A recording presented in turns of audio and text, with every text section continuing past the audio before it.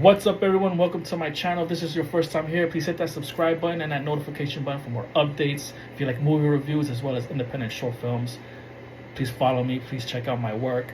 I appreciate it. Leave comments, keep it professional. Leave a thumbs up. Hit that thumbs up actually if you like it. And let's get straight to it. Smile 1 and Smile 2, as I've said I was going to be discussing in my movie reviews section. So here it is, Smile 1 and 2. I love both of them. I enjoyed both of them a lot. If I had to choose between 1 and 2, I'll say 2 is my favorite. And I think that's a great thing when you have a sequel. You want it to be better than the first one, and in most cases, sequels don't always hit. Usually the first film is the best of the 2 or 3 if it's a trilogy. But for Smile 2, I would say it's better than the first one. And I like the first one a lot. To talk about the first one real quick, I thought it was a bit of a more slower pace of a film, but it really hit with the jump scares, if you will, the idea of what the film is about. You have this entity following you, and it's not a unique approach to a horror film. I feel like we've had films where something is following somebody, you can't see it, but there's like things, images, or someone controlled that is going after this particular person or people. I don't think that's a unique approach, but for the idea of what it is, the creepiness of someone smiling at you and just, that they're there, or your mind is being like, you're confused, you don't know what's real, what's going on, which is the idea of the film as well. You have, think about a week before you actually get haunted to death. Just the build-up of what's happening. You don't know what's real or not. That's a pretty cool approach. The idea, if you haven't seen it or you have seen it, you know that if you see someone that's, they're being haunted and by this entity and they end up killing themselves, when you see that, now that entity is gonna haunt you because you were able to witness that person that was getting haunted and taking control kill themselves, and that's how it passes on to the next person. So I thought that was cool. With these films, I didn't have no interest or care because I'm not really big on horror films like that. I like slashers, but in that horror genre. But I thought this was done very well. I was intrigued. I was into it. And the way it ended, the guy character, I forget his name, he apparently had witnessed the death of the main actress character, female character. And the way that part 2 starts, it begins with this cool, pretty much continuous shot where he's trying to find a thug to kill that deserves death to him, so he can get this entity out, because now he knows that this is a real thing. He ends up finding someone and killing somebody, seeing the person that's, he goes into this house, like this thug house or whatever, and he gets this thug killed, and he sees the person that's there witnessing, so he's like, okay, now you can be haunted. But that person that's witnessing pulls out a gun to shoot at him, and he shoots back and ends up killing the guy. So now he's like stressed out because he's like, it's not going to work. I just killed a person that could have been haunted as well. And it's like he sees somebody else there, and he's like, that person wasn't supposed to be there. But now he's like, well, you're going to be haunted. And he realizes when he tries to leave the area, these two people pull up, I guess part of the thug, and they're like, who are you? And they start shooting at him or coming after him, and he's trying to run away. And at that point, you're not sure. I believe I wasn't sure if it worked, because the guy did see, or it seemed that he just showed up to me, and I don't know if he witnessed the murder of the guy on the couch. But in this continuous shot, the guy's running away, and he crosses the street, and bam, he gets killed, splattered parts, and he's dead. And then they had the cool smile thing on the street of the blood splatter. I think it's upside down, but it's meant to be a smile.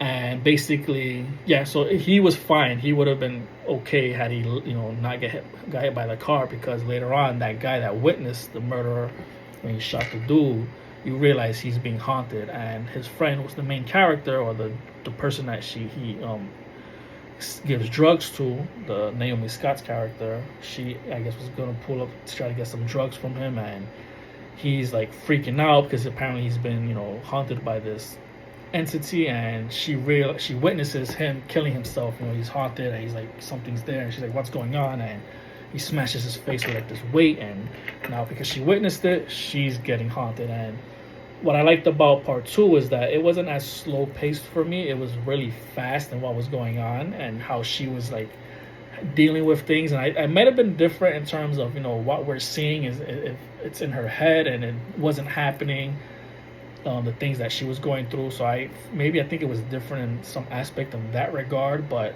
I thought Naomi Scott killed it as far as her being haunted. Her role, I thought she was a lot more intense and really being this haunted character.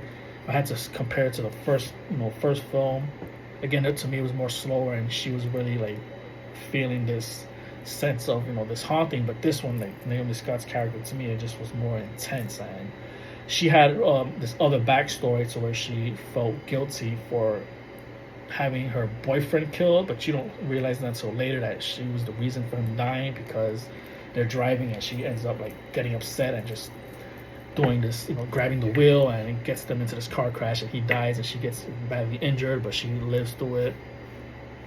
But I just thought it was a better story for me. It was just more fast paced. I was more into her character, having to deal with the situation, and you didn't realize what was actually going on, that she was actually what she was actually experiencing, or was it all in her head? So I just thought it was done better in that way for this film. It just spoke to me more. I liked Smile 2 more than the first one, and the first one isn't bad, but the second one was really like, oh wow, this is starting to be a good franchise. Like, this is cool. Like, but where, like, what is this entity and where's it coming from? That's not really mentioned. I've heard theories that it's like part of the same, not that it's the same franchise or like universe, but like it's like It the Clown, like an interdimensional being or something. Not necessarily a demon, or is it a demon? I don't know, because they kind of show the creature or whatever it is, and it's pretty weird. But it's like, now the way the second one ended, I'm interested in, is the world now going to be affected, more than one person, because she kills herself on stage and everybody that was there in the concert saw it. Not sure if it's publicized on TV, her being in this concert, because I'm guessing if she is killing herself, then they would shut it off before anything. But because it was in the process, who knows? I don't know. Smile 3 is going to be more of a scenario where everyone starts to get haunted to some degree, because it seems to be like this one creature or whatever the heck it is that's haunting one person. So I don't know how it's going to affect multiple people that saw this death, and now how are they all going to be haunted? Like, what's gonna happen in Smile 3? At least that idea there, and I don't know if it'll work, to be honest, if it's like a mass thing, because it's just everyone's gonna be dealing with like what's real, what's not. I don't know how that's gonna work. Or maybe one person out of the concert it chooses, that it just has an opportunity to choose anybody. I don't know. I'm interested to see where it will go if they do a third one, which it seems like they will. I thought I saw something where it said Naomi Scott will return recently. I think it was yesterday. I'm like, how is that possible if she killed herself? So I don't know. I mean, maybe what we saw, it's not real and we just think it's just maybe in her head. That I really, again, I don't know what to believe, because that the way the film, there's a lot of things that happen that you're like, oh wait, this didn't happen. It was actually this way that happened. So I don't know. It's confusing in its way of how they're gonna, well, not confusing, just like interesting in the way of how they're gonna do the third one, because everyone pretty much at the concert saw her, and if it haunts people that watched the death, is it one person? Is it multiple? Like, how is it if it seems to be like one entity? I don't know. Again, I liked it a lot. I think I give it 2 thumbs up for both films. If you're into the horror genre, or like that, a genre where it just plays with your mind in this horror setting, like, I think Smile and Smile 2 are great films with that.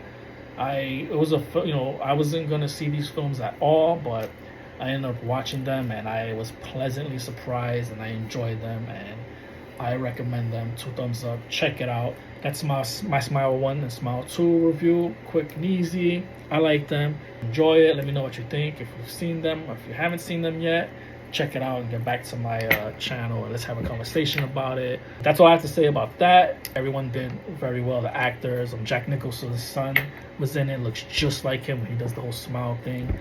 He was the boyfriend that died. Obviously, you'll see him. You'll recognize that it's Jack Nicholson's son. But check it out. That's all I got for that. Thank you so much for joining me. Until next time. Later.